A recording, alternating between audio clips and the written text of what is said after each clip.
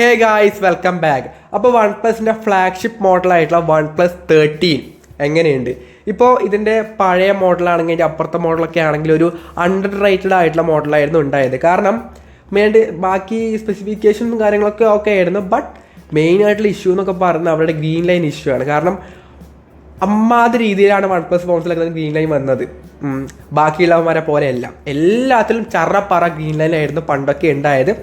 പക്ഷേ ഇപ്പം അത് മാറിയിട്ടുണ്ട്. കാരണം life time warranty one plus ഇപ്പോൾ പ്രൊവൈഡ് ചെയ്യുന്നുണ്ട്. അതുകൊണ്ട് തന്നെ ഫോൺ വാങ്ങിയാണെങ്കിലും അപ്ഡേറ്റ് ചെയ്യുകയാണെങ്കിലും പേടിക്കാതെ ചെയ്യാൻ വേണ്ടി പറ്റുന്നൊരു മോഡലാണ്. ഇപ്പോൾ ഐഫോൺ ആണെങ്കിലും സാംസങ് ആണെങ്കിലും ബാക്കി ഏത് ബ്രാൻഡാണെങ്കിലും നമുക്ക് അപ്ഡേറ്റ് ചെയ്യുന്നതിന് മുമ്പേ ഒന്ന് ആലോചിക്കണം ഗ്രീൻ ലൈൻ വരുമോ ഇല്ലയോ എന്നുള്ളത്.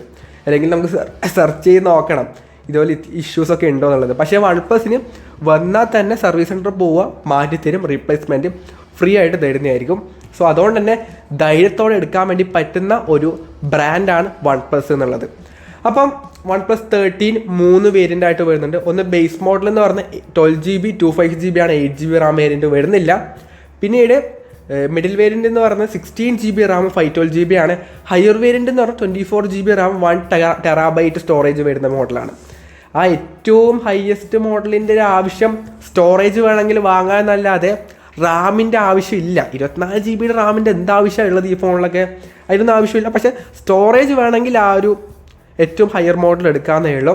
ബേസ് മോഡലിൻ്റെ പ്രൈസ് എന്ന് പറഞ്ഞാൽ 69,999 ആണ്. മിഡിൽ വേരിയൻ്റെ പ്രൈസ് എന്ന് പറഞ്ഞാൽ 76,999 ആണ്.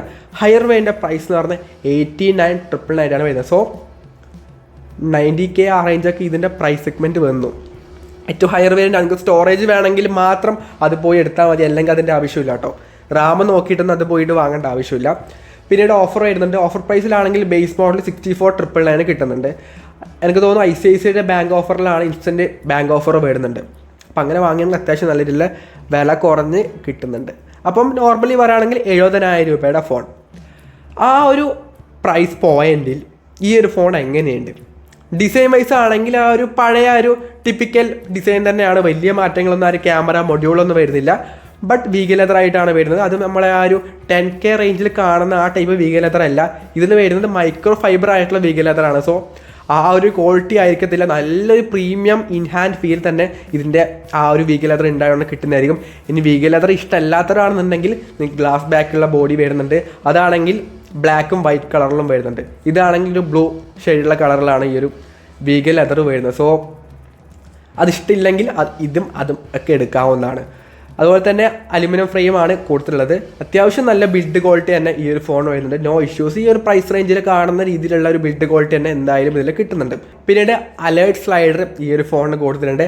IP68 and IP69 IP rating ഒക്കെ തന്നെ വരുന്നുണ്ട്. സോ കൊള്ളാം. ബിൽഡ് ക്വാളിറ്റിയും അല്ലെങ്കിൽ ഡിസൈൻ വൈസ് ആണെങ്കിൽ കൊള്ളാം. അത്യാവശ്യം നൈസായിട്ടുണ്ട്. No problem. ദെൻ ഇതിൻ്റെ ഡിസ്പ്ലേ ആണ് 6.82 ഇഞ്ച് വരുന്ന ഒരു Quad HD+ LTPO അമോലെഡ് ആയിട്ടുള്ള 120 Hz ഡിസ്പ്ലേ ആണ് വരുന്നത്. 4500 നിറ്റ്സിൻ്റെ പീക്ക് ബ്രൈറ്റ്നസ്സും 1600 നിറ്റ്സിൻ്റെ ഹൈ ബ്രൈറ്റ്നസ്സും ഈ ഒരു ഫോണിന് വരുന്നുണ്ട്. സെറാമിക് ഗാർഡിൻ്റെ പ്രൊട്ടക്ഷനാണ് ഫ്രണ്ട് ഡിസ്പ്ലേക്ക് കൊടുത്തിട്ടുള്ളത്. പിന്നീട് ഫിംഗർ പ്രിൻ്റ് ആണെങ്കിൽ അൾട്രാസോണിക് ഫിംഗർ പ്രിൻറ്റ് സ്കാനർ തന്നെയാണ് ഇതിൽ വരുന്നത്. സോ അതൊരു ബെറ്റർ ആയിട്ടുള്ള കാര്യമാണ്. കാരണം കഴിഞ്ഞ മോഡലിൽ ഒപ്റ്റിക്കലാണ് ഉണ്ടായത്. ഇപ്പോഴും ബാക്കി ഒട്ടുമിക്ക എല്ലാവരും അൾട്രാസോണിക്കിലേക്ക് വന്നിട്ടുണ്ട്. പക്ഷേ ഓപ്പോയുടെ 1 ലക്ഷം രൂപയുടെ ഫോണിൽ ഒഴിച്ച് ബാക്കി എല്ലാവന്മാരും നല്ല രീതിയിൽ തന്നെ കൊടുക്കുന്നുണ്ട്. ഓപ്പോക്ക് ഇപ്പോഴും വേണ്ടേ, നമുക്ക് ഒപ്റ്റിക്കൽ തന്നെ മതി, അൾട്രാസോണിക്കിൻ്റെ ആവശ്യമില്ല എന്നാണ് അവന്മാർ പറയുന്നത്. സോ അതുകൊണ്ട് തന്നെ ആരും ആ ഫോൺ പോയി എടുക്കുന്നുമില്ല. അതൊരു അണ്ടർ റേറ്റഡ് ആയിട്ടുള്ള മോഡലായിട്ടാണ് ഓപ്പോയുടെ ആ ഒരു മോഡൽ തോന്നിയിട്ടുള്ളത്. അങ്ങനെ തന്നെയാണ്. കാരണം വലുതായിട്ടൊന്നും ആ ഒരു ഫോണില്ല. ശരിക്കും അതിനെപ്പറ്റി പറയേണ്ട ആവശ്യമില്ലല്ലോ ഇപ്പം. So sorry. അപ്പോൾ ഡിസ്പ്ലേ വൈസ് ആണെങ്കിൽ അത്യാവശ്യം നല്ലൊരു പ്രീമിയം അല്ലെങ്കിൽ ഒരു ഫ്ലാഗ്ഷിപ്പ് ലെവലിൽ കാണുന്ന രീതിയിലുള്ള നല്ലൊരു 2K റെസൊല്യൂഷൻ ഉള്ളൊരു നല്ലൊരു സെറ്റപ്പിലെ ഡിസ്പ്ലേ ഈ ഒരു ഫോൺ വരുന്നുണ്ട്. ബെസ്റ്റിലും കാര്യങ്ങളൊക്കെ തന്നെ കുറവ് തന്നെയാണ്. No issues. നല്ല ബെസ്റ്റ് ഇൻ ക്ലാസ് ആയിട്ടുള്ള ഡിസ്പ്ലേ സെറ്റപ്പ് ഈ ഒരു ഫോണിന് വരുന്നുണ്ട്. ഇനിയാണ് ക്യാമറ. പ്രൈമറി ക്യാമറ എന്നിട്ട് 15 MB സോണി 808 എന്ന സെൻസറാണ് കൊടുത്തുള്ളത്.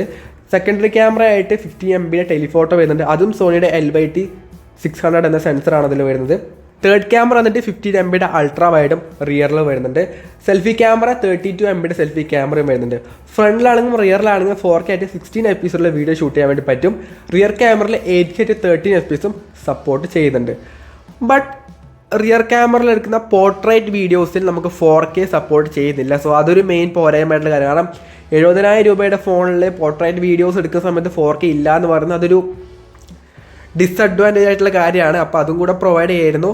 ബട്ട് ഈ ഒരു ഫോൺ മെയിൻലി ക്യാമറ ഓറിയൻറ്റഡ് ആയിട്ടുള്ള മോഡലല്ല ഇത് എന്ന് പറയുന്നത്.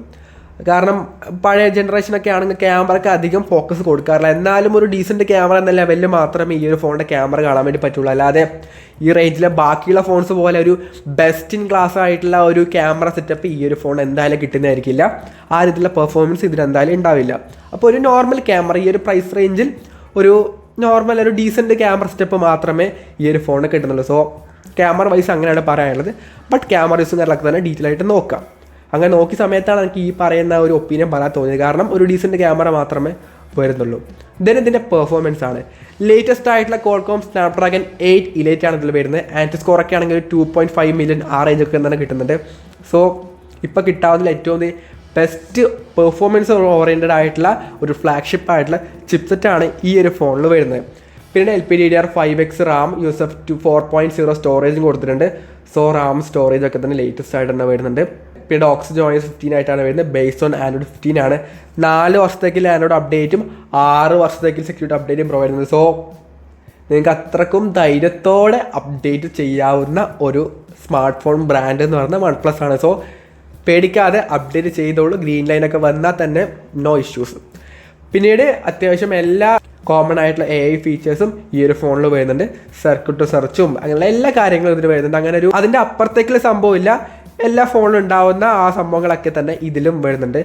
6000 mAh ബാറ്ററി വരുന്നുണ്ട്. 100 വാട്ടിൻ്റെ ഫാസ്റ്റ് ചാർജറും ബോക്സിനകത്ത് തന്നെ പ്രൊവൈഡ് ചെയ്യുന്നുണ്ട്. 50 വാട്ടിൻ്റെ വയർലെസ് ചാർജിങ്ങും ഈ ഒരു ഫോൺ സപ്പോർട്ട് ചെയ്യുന്നുണ്ട്. സോ ബോക്സിനകത്ത് ചാർജർ വരുന്നുണ്ട്. 70,000 രൂപയുടെ ഫോണായിട്ട് പോലും. അപ്പോൾ ഓവറോൾ 70,000 രൂപയുടെ ഈ ഒരു ഫോൺ എങ്ങനെയുണ്ടെന്ന് ചോദിച്ചു കഴിഞ്ഞാൽ ക്യാമറ ഒഴിച്ച് ബാക്കിയെല്ലാം ഓക്കെയാണ് കേട്ടോ. ക്യാമറ മാത്രമേ ഒരു നോർമൽ ക്യാമറ ആയിട്ട് പറയാനുള്ളൂ. ബാക്കിയെല്ലാം ഡിസ്പ്ലേ ആണെങ്കിലും ബിൽഡ് ക്വാളിറ്റി, ഡിസൈൻ ആണെങ്കിലും പിന്നെന്താ പെർഫോമൻസ് ആണെങ്കിലും ബാറ്ററി ആണെങ്കിലും എല്ലാം നൈസാണ്. ക്യാമറ ഒരു ആവറേജ് ക്യാമറ മാത്രമേ ഈ ഒരു ഫോണിന് കിട്ടുന്നുള്ളൂ. മെയിൻലി ക്യാമറ ഒക്കെ നോക്കിയിട്ടാണ് നിങ്ങൾ ഈ ഫോൺ വാങ്ങുന്നുണ്ടെങ്കിൽ വാങ്ങരുത്, വേറെ ഏത് ഫോണിലേക്ക് പോവുക. ബാക്കി പെർഫോമൻസോ ബാക്കിയുള്ള ഒരു ഓവറോൾ യൂസേജിനാണെങ്കിൽ ഈ ഒരു ഫോൺ ഓക്കെയാണ്. ക്യാമറ പ്രിഫറൻസിനാണെങ്കിൽ ഞാൻ സജസ്റ്റ് ചെയ്യുന്നേ ഇല്ല. അതിനെക്കാട്ടും ബെറ്റർ ഫോൺസ് വേറെ അവൈലബിൾ ആണ്. എല്ലാത്ത രീതിയും മാത്രം നോക്കിയാൽ മതി. സോ നിങ്ങളുടെ ഒപ്പീനിയൻ എന്തായാലും താഴെ കമൻറ്റ് ചെയ്യുക. അപ്പം ഈ ഒരു വീഡിയോ യൂസ്ഫുൾ ആണെങ്കിൽ ലൈക്ക് ചെയ്യുക, ഷെയർ ചെയ്യുക, സബ്സ്ക്രൈബ് ചെയ്യുക. So it's phone Abhinav signing off. By.